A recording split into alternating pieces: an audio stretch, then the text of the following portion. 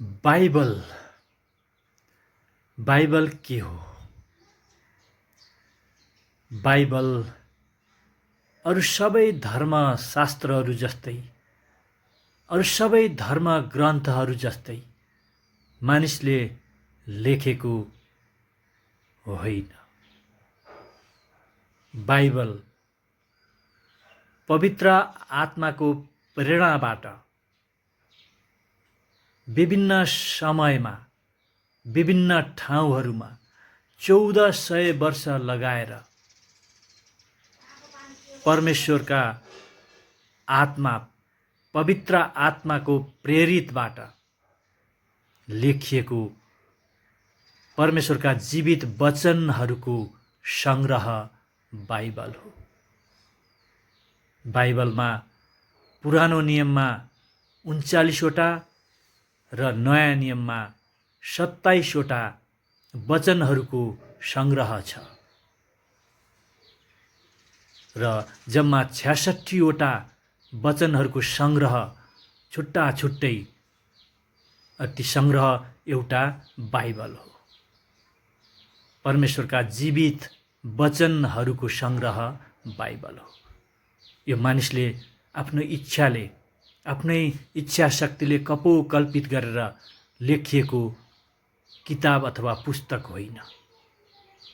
स्वयं परमेश्वरका आत्मा पवित्र आत्माको प्रेरणाबाट प्रेरित भएर 1400 वर्ष लगाएर 36 देखि 40 जना अगम वक्ताहरूले लेखेको वचनहरूको संग्रह, जीवित वचनहरूको संग्रह बाइबल हो।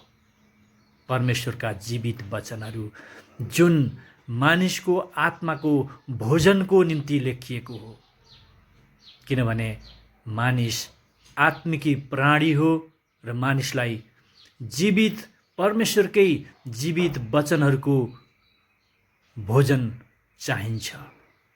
परमेश्वरले नै मानिसको सृष्टि गर्नुभयो अनि त्यसको आत्माको निम्ति आफ्नै मुखका जीवित वचनहरू हामीलाई बाइबलद्वारा दिनुभयो।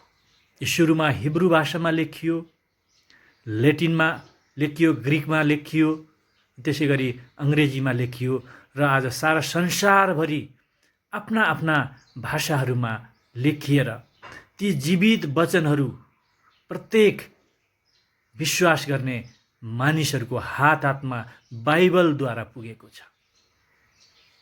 यो सामान्य कुरा होइन र साधारण कुरा होइन। यो हामी मानिसहरूले इच्छाले कल्पना गरेर लेखिएको होइन। अरू धर्मशास्त्रहरू कसरी लेखिए,